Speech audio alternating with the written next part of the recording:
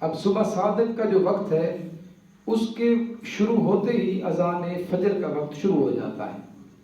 یعنی جب صبح صادق کا وقت شروع ہوتا ہے تو فجر کی اذان کا وقت شروع ہو جاتا ہے. تو اس کا مطلب یہ ہوا کہ اذان فجر جو ہوتی ہے وہ صبح صادق میں ہوتی ہے، صبح صادق سے پہلے نہیں ہوتی، صبح صادق کے اندر ہی اذان فجر ہوگی. اگر صبح صادق سے پہلے اذان ہو جائے تو پھر وہ فجر کی اذان ہی نہیں ہوگی، پھر اس کو دوبارہ لوٹانا پڑے گا. اذان ہوتی ہی اس ٹائم کے اندر ہے جب اذان کا وقت شروع ہو. لہذا جب اذان کا وقت شروع ہو گیا تو اس کا مطلب یہ ہوا کہ صبح صادق طلوع ہو گئی ہے اور اب روزے کا وقت ختم ہو گیا ہے. لہذا پہلی بات جو کل ناصر صاحب نے توجہ دلائی کہ ہمارے معاشرے کے اندر ایک غلط فہمی پائی جاتی ہے اور بہت بڑی غلط فہمی ہے. لوگ یہ سمجھتے ہیں کہ جی اذان جب تک ہوتی رہے بندہ کھاتا رہے، اذان ہوتی رہے بندہ کھاتا رہے. یا بہت سارے لوگوں کا مزاج ہوتا ہے کہ سحری پہلے کر کے بیٹھ جائیں گے اور جب اذان ادھر مولوی صاحب اللہ اکبر کریں گے وہ پانی کا گھونٹ جو ہے نا اس وقت گلاس منگائیں گے اور اس سے پی لیں گے. اس عمل کی وجہ سے روزہ نہیں ہوتا. اگر کوئی بندہ اذان کے وقت کھا پی لیتا ہے تو اس کا روزہ ہوا ہی نہیں ہے، اس روزے کو اس نے دوبارہ قضا کرنا ہے، وہ اس کا روزہ ادا نہیں ہوا. لہذا یہ تصور سراسر غلط ہے کہ جی اذان ہو جائے تو اذان جتنے تک ختم نہ ہو بندہ کھا پی سکتا ہے. یہ کسی نے جو ہے اپنی کتب کے اندر نہیں لکھا، یہ صرف عوام کے اندر ایک غلط فہمی پھیلی ہوئی. اچھا، اس بارے میں کچھ لوگ ایک روایت بھی پیش کرتے ہیں حدیث کی. ترمذی کے اندر ایک حدیث آئی ہے، اس کی روایت کا بھی سہارا لیتے ہیں بہت سارے لوگ کہ نبی پاک صلی اللہ علیہ وسلم کی حدیث ہے کہ حضور نے فرمایا جب تم کھا پی رہے ہو اذان اگر ہو جائے تو تم جو ہے وہ کھاتے پیتے رہا کرو. یاد رکھیں آقا کریم صلی اللہ علیہ وآلہ وسلم کے دور کے اندر دو اذانیں ہوتی تھیں. ایک اذان حضرت بلال پڑھتے تھے اور دوسری اذان حضرت عبداللہ بن ام مکتوم پڑھتے تھے. حضرت بلال رضی اللہ تعالی عنہ جو اذان پڑھتے تھے آپ تہجد کی اذان پڑھتے تھے. تہجد کی اذان عام آپ پڑھتے تھے اور جب رمضان مبارک ہوتا تو وہ اذان جو ہے وہ سحری کی اذان بھی تصور ہوتی ہے اور تہجد کی اذان بھی تصور ہوتی ہے. اور دوسری اذان جو ہے وہ جو فجر کی اذان ہوتی تھی وہ جناب ام مکتوم رضی اللہ تعالی عنہ پڑھتے تھے. اس اذان کے بعد کھانے پینے کی قطعا اجازت نہیں تھی.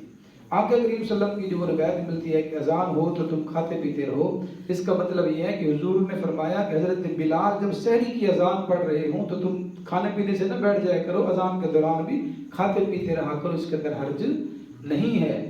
اس کا مطلب یہ قطع نہیں تھا کہ حضور نے فرمایا کہ جب فجر کی اذان ہوتی رہے تو تم کھاتے رہو. اس کا مطلب یہ ہرگز نہیں تھا. جو لوگوں نے غلط مغالطہ لیا اور لوگ غلط فہمی کا شکار ہوئے اور بہت سارے لوگ جان بوجھ کے لوگوں کو جو ہے وہ اس غلط فہمی کا شکار کرتے ہیں.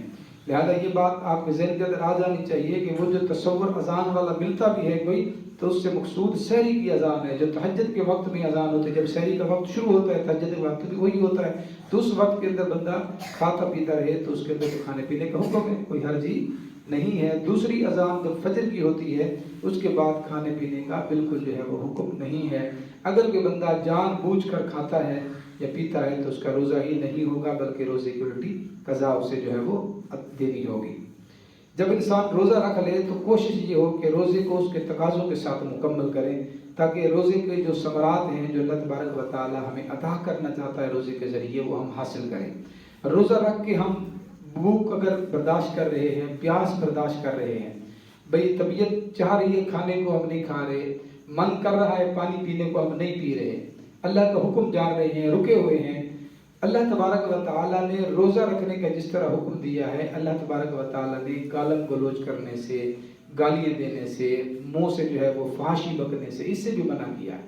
لہذا ہم کوشش کریں کہ روزے کی حالت ویسے بھی عمومی حالات کے اندر بھی بندے کو جو ہے وہ گالم گلوچ سے پرہیز کرنا چاہیے، لیکن روزے کی حالت کے اندر بندے کو زیادہ احتیاط کرنی چاہیے کہ میں نے روزہ رکھا ہے تو میں اپنی زبان کو بھی اب جو ہے وہ کنٹرول کے اندر رکھوں. لہذا روزہ رکھ کے آپ جو ہے نا لوگوں کا حق مارتے پھریں تو اس کا مطلب یہ ہے کہ روزے کے تقاضے آپ مکمل نہیں کر رہے. باقی روزے کے مسائل بہت زیادہ ہیں. اگر کسی کو کوئی مسئلہ کسی بھی وقت درپیش ہوتا ہے تو اس مسئلے کا پوچھنا علماء سے یہ ضروری ہے. اپنی طرف سے جو ہے نا وہ ایک اندازہ کر لینا اور اپنے ذہن کے مطابق جو ہے نا اس کو کوئی حل ڈھونڈ لینا، یہ نہ صرف یہ کہ آپ کا وہ شرعی حکم پورا نہیں ہوگا بلکہ آپ الٹا جو ہے نا وہ شریعت مطہرہ کے ساتھ ایک قسم کا مذاق بنا لیتے ہیں کہ شریعت یہ نہیں ہے کہ آپ کے ذہن کے اندر جو چیز آ جائے اس طرح کریں، بلکہ شریعت کا مطلب یہ ہے رب اور رسول صلی اللہ علیہ وآلہ وسلم نے جو ہمیں حکم دیا اس کے مطابق ہم عمل کریں۔ اگر کوئی بندہ روزہ رکھتا ہے اور روزے کے اندر وہ بھول کر کھا پی لیتا ہے، روزہ یاد نہیں ہے، پانی پی لیا، کھانا کھا لیا بھول کے، اگرچہ اس نے پانی بالکل رج کے پی لیا، 4 گلاس پی گیا، کھانا بھی جو ہے نا اس نے چنگا تگڑا جو ہے نا 2-3 روٹیاں کھا لی، بعد میں یاد آیا وہ مجھے تو روزہ تھا، تو اب اس بندے کو یہ معاف ہوتا ہے۔ رسول کریم صلی اللہ علیہ وسلم نے فرمایا میری امت سے بھول چوک اللہ نے معاف کر دی ہے۔ لہذا اگر کوئی بندہ بھول چوک کی وجہ سے روزہ یاد نہیں ہے کہ میں روزے کے ساتھ ہوں، اور بندہ جو ہے وہ کھا لیتا ہے، پی لیتا ہے، اب پیٹ اس کا بھر گیا ہے کھانے پینے کے ساتھ، بعد میں یاد آیا کہ میرا تو روزہ تھا، تو اس کے روزے کے اندر کوئی خرابی لازم نہیں آئے گی، اس کا روزہ بالکل اسی طرح روزہ رہے گا، اللہ تبارک و تعالیٰ اس کو جو ہے مکمل ثواب بھی عطا فرمائے گا۔ بلکہ ایک حدیث کے اندر یہ بھی آتا ہے کہ حضور اکرم صلی اللہ علیہ وسلم موجود تھے، حضور کے صحابہ موجود ہیں، تو ایک صحابی آئے، وہ پیاس کی شدت کے اندر تھے، بڑی شدید پیاس لگی تھی، اور جلدی جلدی انہوں نے مشکیزے کا منہ جو ہے وہ کھولا اور پانی گلاس کے اندر لے کے پینے لگے، تو کسی صاحب نے اس سے کہا کہ کیا تیرا روزہ نہیں ہے؟ تو اس نے کہا وہ مجھے تو روزہ تھا۔ آقا کریم صلی اللہ علیہ وسلم اس منظر کو دیکھ رہے تھے، بعد میں حضور نے فرمایا جب تمہارے رب کو تمہارے بھائی کو تمہارا رب پلانا چاہتا تھا تو تم نے کیوں روک دیا ہے؟ تمہارے بھائی کو جب تمہارا رب پلانا چاہتا تھا تو تم نے کیوں یاد کرا دیا اس کو روزہ؟ اس کو پینے دیتے، بعد میں پوچھتے کہ کیا آپ کا روزہ نہیں تھا؟ تو اتنی حضور اکرم صلی اللہ علیہ وسلم نے آسانی رکھی ہے کہ بندہ اگر لسان خطا کا مطلع ہے، بھول چوک کے اگر کھا پی بھی لے تو روزے کے اندر کوئی فرق نہیں آتا۔ اسی طرح نوجوان جو ہیں یہ ایک صورت ہے کہ اگر احتلام ہو جائے کسی بچے کو، مرد کو احتلام ہو جائے روزے کی حالت میں، تو بھی اس سے روزہ نہیں ٹوٹتا، روزے کے اندر کوئی فرق نہیں آتا، احتلام کی وجہ سے غسل جو ہے وہ لازم ہو جائے گا۔ جان بوجھ کر بغیر عذر کے اگر کوئی بندہ کھا پی لیتا ہے، جان بوجھ کے کھاتا ہے، بغیر عذر کے کھاتا ہے، تو اس صورت میں اس کا روزہ بھی ٹوٹ جائے گا، اور روزے کے ساتھ اس کا کفارہ بھی اس کو جو ہے وہ لازم ہوگا، روزے کی قضا بھی ہوگی اور روزے کا کفارہ بھی ہوگا کہ جان بوجھ کر کوئی بندہ روزہ رکھتا ہے اور جان بوجھ کر روزے کو توڑ دیتا ہے، کھا پی لیتا ہے، جان بوجھ کے پی لیتا ہے، جان بوجھ کے جو ہے وہ مباشرت کر لیتا ہے، بیوی کے ساتھ ہمبستری کر لیتا ہے، جان بوجھ کے پتہ ہے کہ روزہ ہے، ان تمام صورتوں میں نہ صرف یہ کہ روزہ ٹوٹے گا، روزے کی قضا ہوگی، ایک روزے کے بدلے میں ایک روزہ رکھنا، اس کو قضا کہتے ہیں، اور اس کے ساتھ کفارہ بھی لازم آ جائے گا، یعنی روزے کے بدلے میں روزہ، اور روزہ توڑنے کے جرم میں اللہ تبارک و تعالیٰ نے جو بندے پر ایک قسم کی چٹی رکھی ہے، 60 روزے بندے نے رکھنے ایک روزے کے بدلے میں، 60 روزے بھی لگاتار رکھنے ہوں گے، یعنی مسلسل 60 روزے آپ نے رکھنے ہیں، 60 وہ کفارے کے اور ایک روزہ قضا کا، 61 روزے بندے نے، ایک روزہ اگر جان بوجھ کر بندہ توڑے گا تو اس کو رکھنے ہوں گے۔ اسی طرح اگر کوئی بندہ جان بوجھ کر ہی کھاتا پیتا ہے لیکن عذر کی وجہ سے کھا لیتا ہے، یعنی بندہ بیمار ہو گیا ہے، روزہ رکھا تھا بیمار ہو گیا ہے، اب وہ کھانا پینا اس کے لیے ضروری ہے تو وہ جان بوجھ کے کھا رہا ہے، لیکن یہ عذر ہے شرعی طور پہ بیماری، یہ سفر کے اندر بندہ ہے، اس نے روزہ رکھا ہوا تھا، سفر کے اندر حالات ایسے ہو گئے ہیں کہ اب اس کا روزہ کا توڑنا جو ہے وہ ضروری ہے، ورنہ اس کے لیے جان کا خطرہ ہے یا بیماری ہونے کا خطرہ ہے، تو اب یہ عذر ہے شرعی طور پہ۔ اگر عذر کی وجہ سے کوئی بندہ جان بوجھ کے روزہ توڑتا ہے تو اس صورت میں اس کو صرف روزے کی قضا رکھنی ہوگی، یعنی اس روزے کے بدلے میں بعد میں وہ روزہ رکھے گا، اس پر کفارہ جو ہے اس صورت میں لازم نہیں آئے گا۔ اسی طرح پانی پیتے اپنا کلی کرتے ہوئے بندہ جب روزے کے ساتھ ہوتا ہے، کلی کرتے ہوئے اگر حلق کے اندر پانی کا گھونٹ چلا جائے، حلق کے اندر پانی کا قطرہ چلا گیا، گھونٹ چلا گیا، تو اس کا روزہ ٹوٹ جائے گا، اس پر کفارہ نہیں ہوگا لیکن اس روزے کی قضا اس کے ذمہ لازم ہوگی، رمضان کے بعد یہ اس کی قضا کرے گا، روزے کے بدلے میں ایک روزہ رکھے گا۔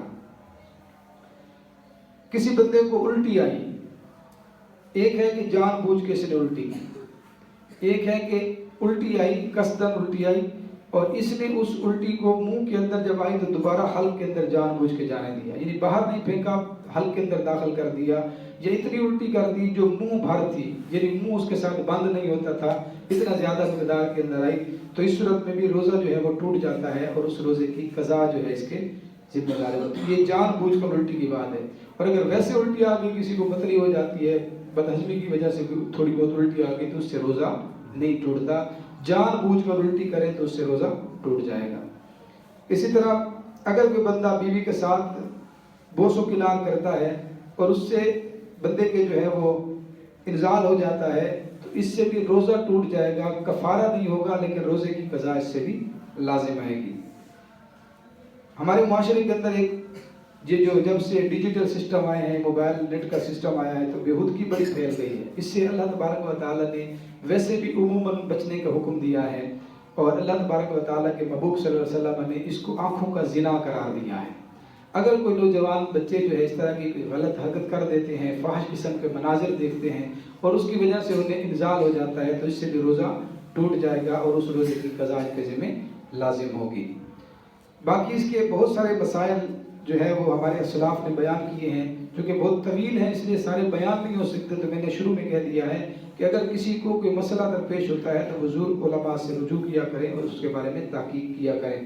چند ایک چیزیں اور ہیں جن سے روزہ ٹوٹتا ہے اور جن سے روزہ نہیں ٹوٹتا، میں مختصراً آپ کو جو ہے وہ گنوا دیتا ہوں. خون ٹیسٹ کسی نے کروایا، خون ٹیسٹ کرواتے ہیں لوگ تو اس سے روزہ نہیں ٹوٹتا. انجیکشن لگوایا کسی نے، ٹیکا لگوایا تو اس سے بھی روزہ نہیں ٹوٹتا.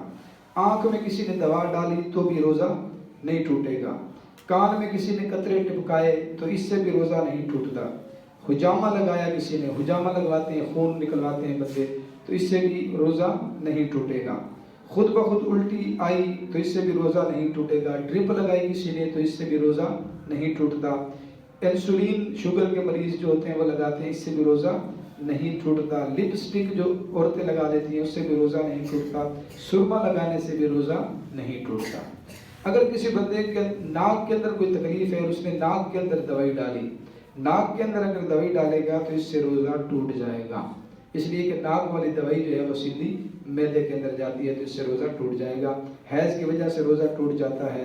سگریٹ، تمباکو، بیڑا وغیرہ، نسوار وغیرہ رکھنے سے بھی روزہ ٹوٹ جاتا ہے. یہ چند احکام ہیں جو میرے ذہن کے اندر تھے، فردن فردن میں نے آپ کو گنوا دیے ہیں.